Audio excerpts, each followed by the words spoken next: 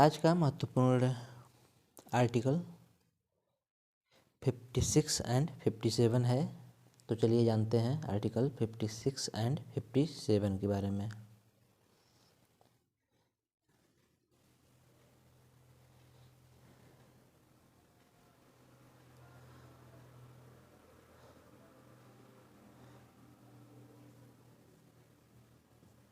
Article 56 and 57। What is article 56 and 57? अगर हम article 56 की बात करें तो आर्टिकल 56 में यह कहा जाता है कि राष्ट्रपति अपने पद ग्रहण की तिथि से 5 वर्ष की अवधि तक अपने पद पर बना रहता है। तो ये किससे संबंधित है? आर्टिकल 56 राष्ट्रपति से संबंधित है।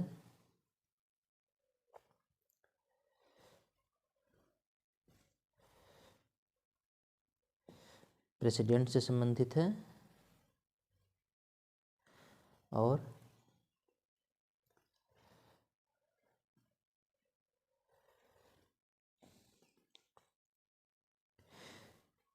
राष्ट्रपति अपने पद ग्रहण की तिथि से 5 वर्ष तक, और ये कितने वर्ष तक रह सकता है? 5 वर्ष तक रह सकता है, 5 ईयर।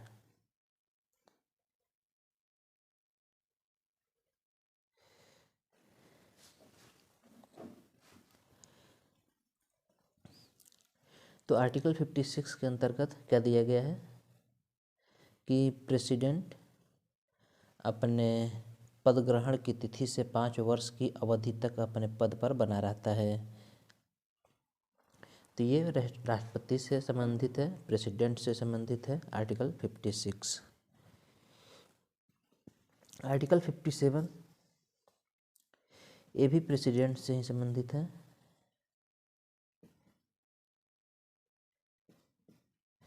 ये भी प्रेसिडेंट से ही संबंधित है। आर्टिकल 57 के अनुसार भारत के राष्ट्रपति पद पर पदस्थ व्यक्ति दूसरे कार्यकाल के लिए भी चुनाव में उम्मीदवार बन सकता है।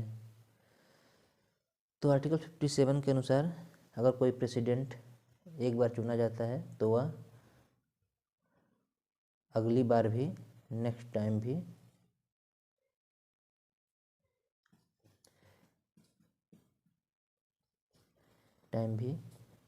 इलेक्ट हो सकता है, अगली टाइम भी इलेक्ट हो सकता है। तो आर्टिकल 56 किसके बारे में है? प्रेसिडेंट के बारे में। किससे संबंधित है? उसके कार्यकाल से संबंधित है। उसका कार्यकाल कितने वर्ष के लिए रहेगा? 5 वर्ष के लिए।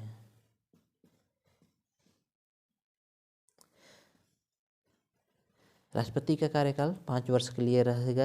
यह किस आर्टिकल में मेंशन है? आर्टिकल 56। आर्टिकल 57 में यह मेंशन है कि प्रेसिडेंट नेक्स्ट टाइम भी इलेक्ट हो सकता है। मतलब कि कोई प्रेसिडेंट अगर चुना गया है तो वह अगली बार भी इलेक्ट किया जाएगा।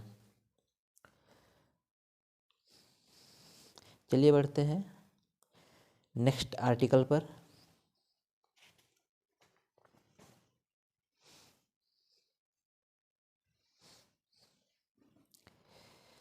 आर्टिकल है 74। आर्टिकल 74। आर्टिकल 74 में क्या है?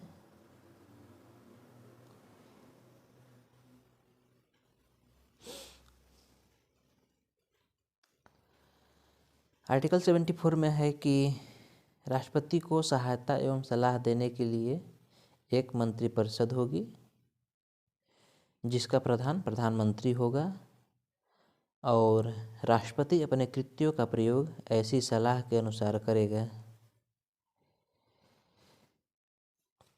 तो क्या है आर्टिकल 74 में? क्या है?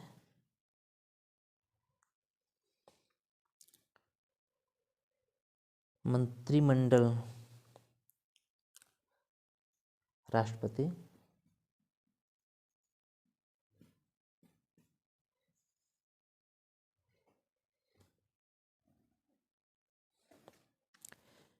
राष्ट्रपति मंत्रिमंडल की सलाह मानने को बाध्य है। राष्ट्रपति मंत्रिमंडल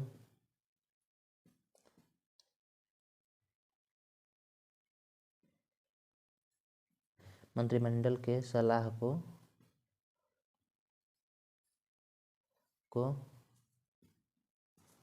मानने का बाध्य है।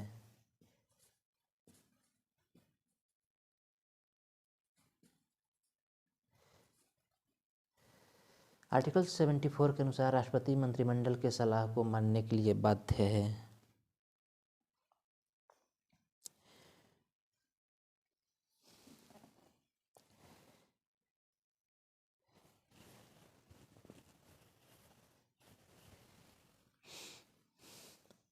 नेक्स्ट आर्टिकल है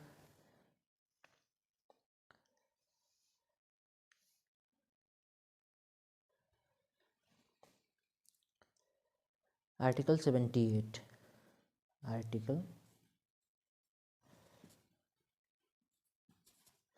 आर्टिकल 78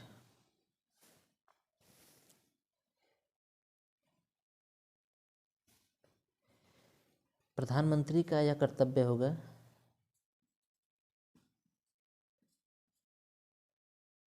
कि वह देश के प्रशासनिक एवं विधायी मामलों तथा मंत्रिपरिषद के निर्णयों के संबंध में राष्ट्रपति को सूचना दे, यदि राष्ट्रपति इस प्रकार की सूचना प्राप्त करना आवश्यक समझे। तो प्रधानमंत्री क्या करेगा? सूचना देगा। सूचना देगा किसको देगा? राष्ट्रपति को।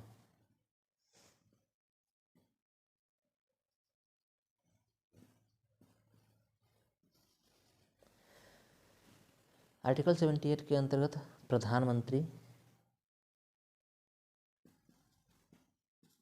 प्रधानमंत्री सूचना देगा। किसको देगा? राष्ट्रपति को देगा।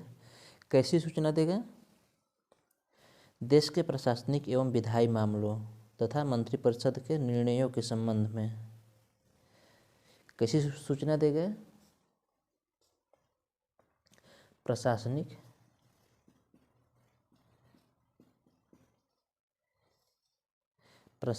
एवं विधायी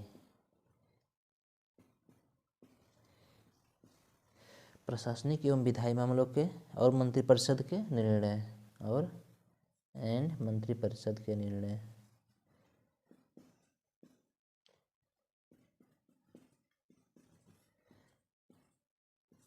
मंत्रिपरिषद के निर्णय से संबंधित। मंत्रिपरिषद ने क्या निर्णय लिया, इससे भी संबंधित प्रधानमंत्री राष्ट्रपति को सूचना देगा। तो ये राष्ट्रपति की आर्टिकल 78 को राष्ट्रपति का सूचना का अधिकार भी कहा जाता है। राष्ट्रपति को सूचना का अधिकार किस आर्टिकल के तहत दिया गया है? तो आर्टिकल 78। ये सूचना कौन देगा? प्रधानमंत्री देगा। यह सूचना कैसी होगी? प्रशासनिक एवं विधायी सूचना होगा और मंत्रिपरिषद के निर्णय से संबंधित सूचना होगा।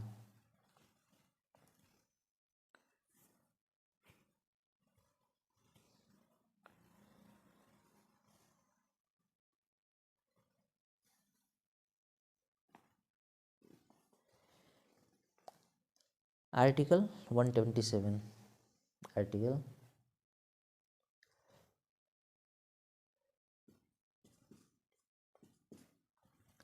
127 क्या है? आर्टिकल 127 क्या है? संविधान के अनुच्छेद 127 के अनुसार मुख्य न्यायाधीश राष्ट्रपति की पूर्व स्वीकृति से तदर्थ न्यायाधीशों की नियुक्ति भी कर सकता है।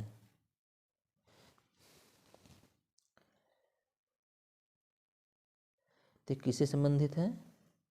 सुप्रीम कोर्ट में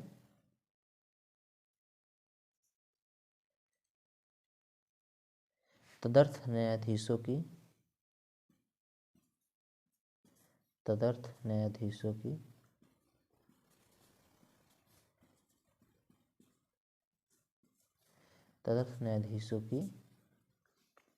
व्यवस्था। आर्टिकल 127 सुप्रीम कोर्ट में तदर्थ न्यायाधीशों की व्यवस्था से संबंधित है।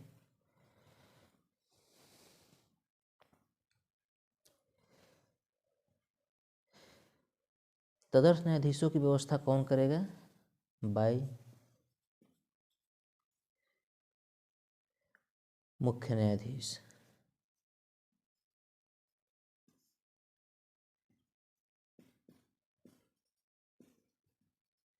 बाय मुख्य न्यायाधीश। और राष्ट्रपति की पूर्व अनुमति से, राष्ट्रपति की पूर्व अनुमति से।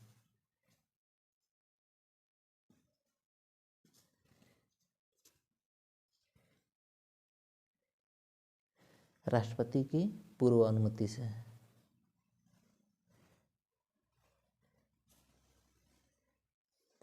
राष्ट्रपति की पूर्व अनुमति से। उच्च न्यायालय में ऐसे न्यायाधीश जो उच्चतम न्यायालय का न्यायाधीश बनने की योग्यता रखते हों, राष्ट्रपति संबंधित उच्च न्यायालय के मुख्य न्यायाधीश के परामर्श के आधार पर तदर्थ न्यायाधीशों की नियुक्ति करता है।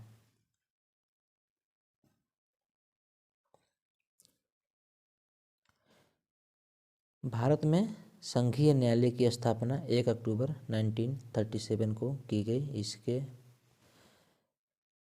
प्रथम मुख्य न्यायाधीश सर मॉरिस गुएर थे।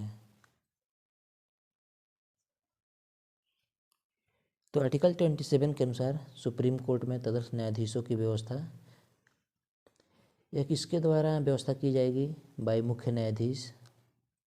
किसके पूर्व अनुमति से? राष्ट्रपति के पूर्व अनुमति से।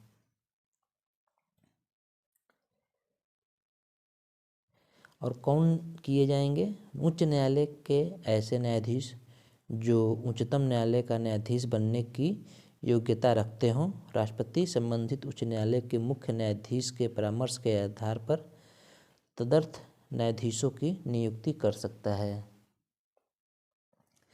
और ये कौन नियुक्त होंगे? तदर्थ न्यायाधीश कौन नियुक्त होंगे? हाई कोर्ट के न्यायाधीश।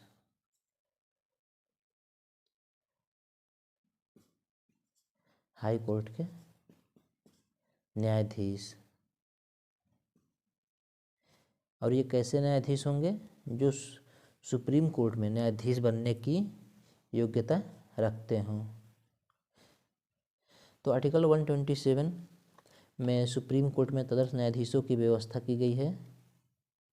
और यह व्यवस्था सुप्रीम कोर्ट के मुख्य न्यायाधीश द्वारा किया जाएगा। इसके लिए राष्ट्रपति की पूर्व अनुमति चाहिए। तदर्थ न्यायाधीश कौन हो सकते हैं? हाई कोर्ट के न्यायाधीश होंगे जो सुप्रीम कोर्ट में न्यायाधीश बनने की या न्यायाधीश होने की योग्यता रखते हैं।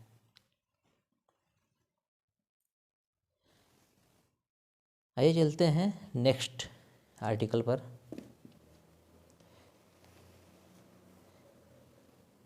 उससे पहले एक बार हम लोग रिवाइज कर लेते हैं। आर्टिकल 56।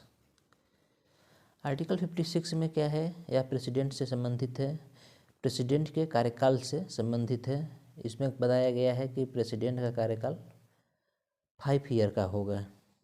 आर्टिकल 57 में प्रेसिडेंट से ही संबंधित है। इसमें बताया जाता है कि यार प्रेसिडेंट अगली बार भी फिर से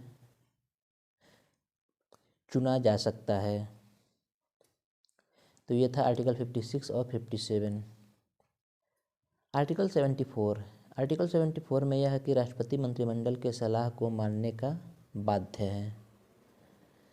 आर्टिकल 74 में राष्ट्रपति मंत्रिमंडल के सलाह को मानने का बाध्य है। ये किसमें चर्चा किया गया है? आर्टिकल 74 में। आर्टिकल 78 प्रधानमंत्री सूचना देगा। किसको सूचना देगा? राष्ट्रपति को देगा। कैसी सूचना देगा? प्रशासनिक एवं विधायी सूचना देगा और मंत्रिपरिषद के निर्णय से संबंधित सूचना देगा। आर्टिकल 127। आर्टिकल 127 में क्या है कि सुप्रीम कोर्ट में तदर्थ न्यायाधीशों की व्यवस्था की जा सकती है। और यह व्यवस्था किसके द्वारा किया जाएगा? मुख्य न्यायाधीश द्वारा किया जाएगा।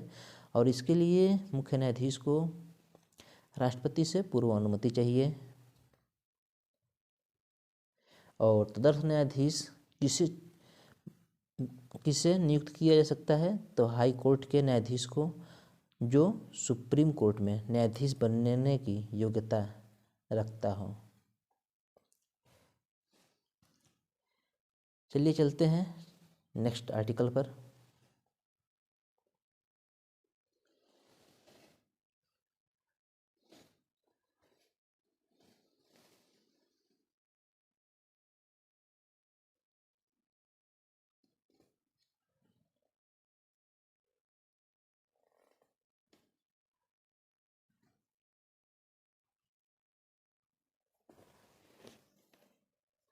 नेक्स्ट आर्टिकल है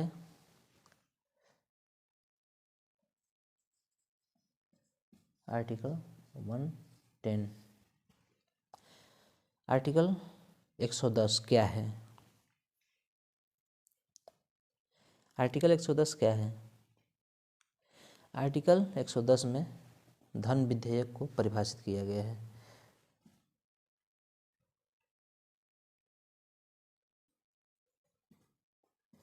धन विधेयक को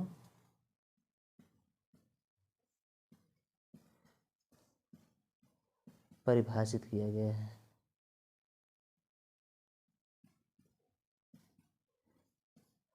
आर्टिकल 110 में धन विधेयक को परिभाषित किया गया है।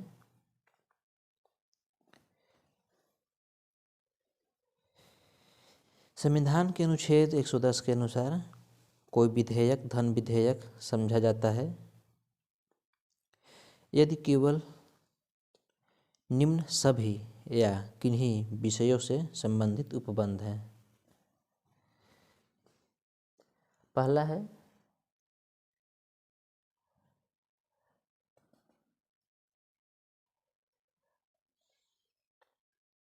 ए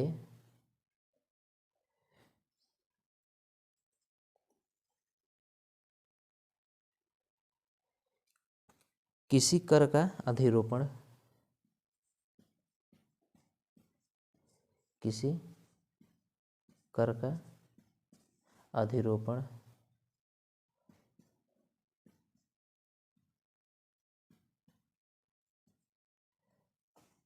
या किसी कर का समाप्त कर देना, किसी कर को खत्म कर देना या खत्म करना,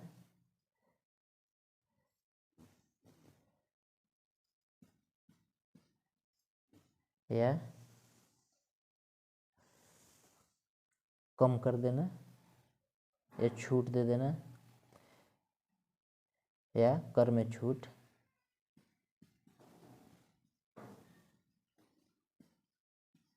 या कर में छूट,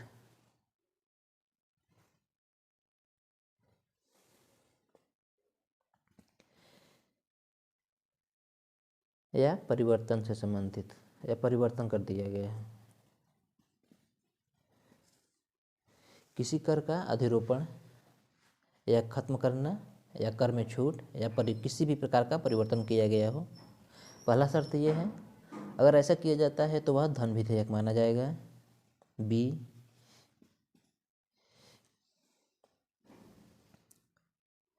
सरकार द्वारा धन उधार लेने का विनियमन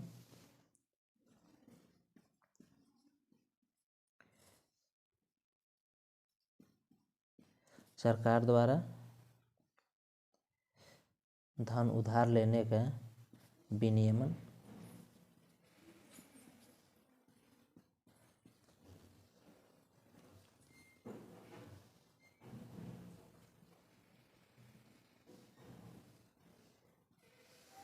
सरकार द्वारा धन उधार लेने का विनियमन। सी,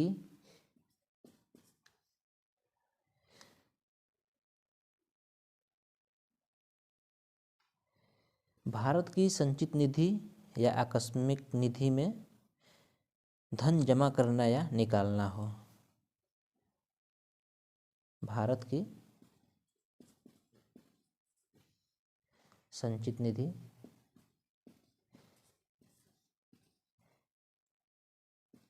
संचित निधि, भारत की संचित निधि या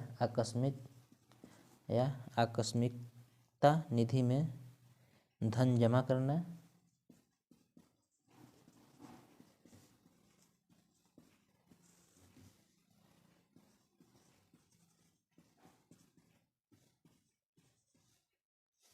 आकस्मिकता निधि में धन जमा करना या निकालना।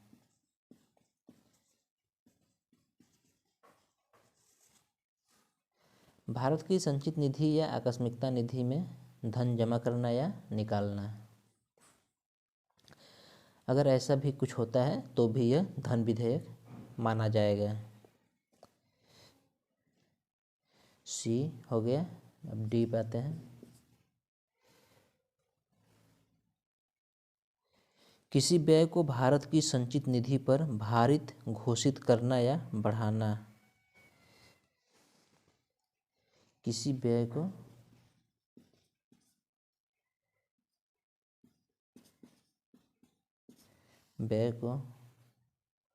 भारत की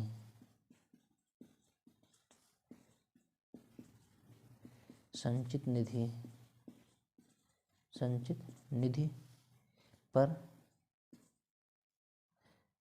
भारित घोषित करना, भारित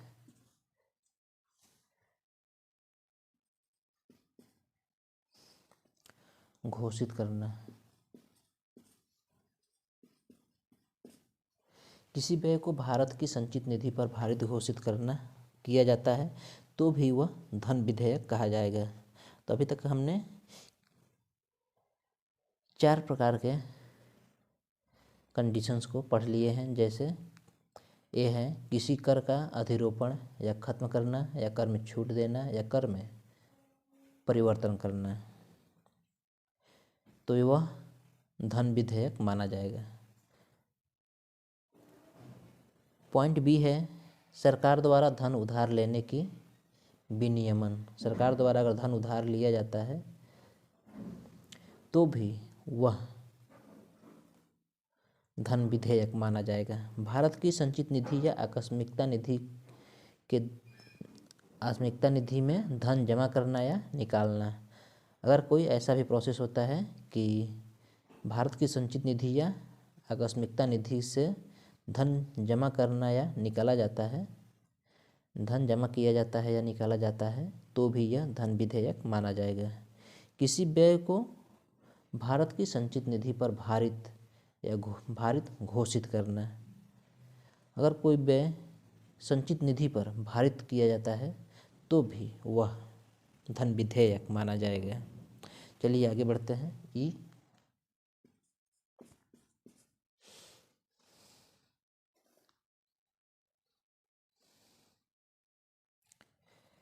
भारत की संचित निधि या भारत के लोक लेखा मदे धन प्राप्त करने अथवा ऐसे धन की अभिरक्षा या उसके निर्गमन अथवा संघ या राज्य के लेखाओं की संपरीक्षा आदि।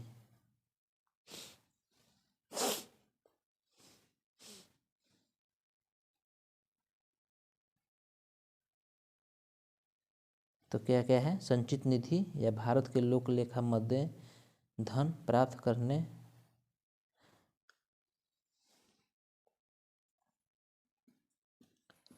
भारत की संचित निधि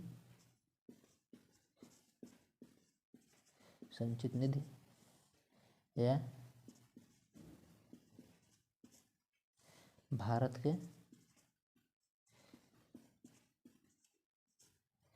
लोक लेखा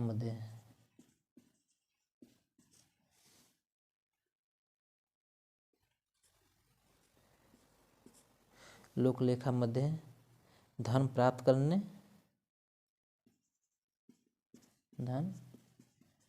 करने अथवा ऐसे धन की अभिरक्षा अथवा ऐसे धन की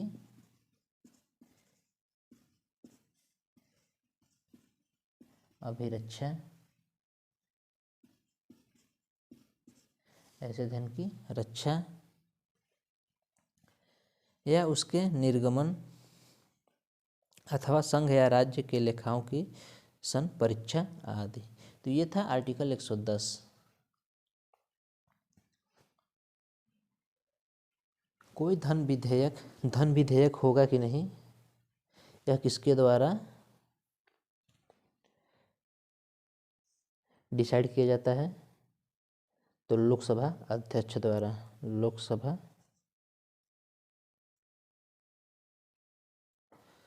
लोकसभा अध्यक्ष द्वारा कोई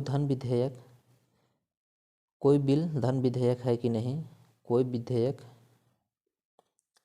धन विधेयक है कि नहीं, यह किसके द्वारा परिभाषित किया जाएगा? लोकसभा अध्यक्ष द्वारा। किसी कर का आर्टिकल 110 किससे संबंधित है? आर्टिकल 110 किससे संबंधित है? धन विधेयक की परिभाषा से संबंधित है। कोई विधेयक धन विधेयक होगा कि नहीं, यह कौन डिसाइड करेगा? लोकसभा अध्यक्ष डिसाइड करेगा।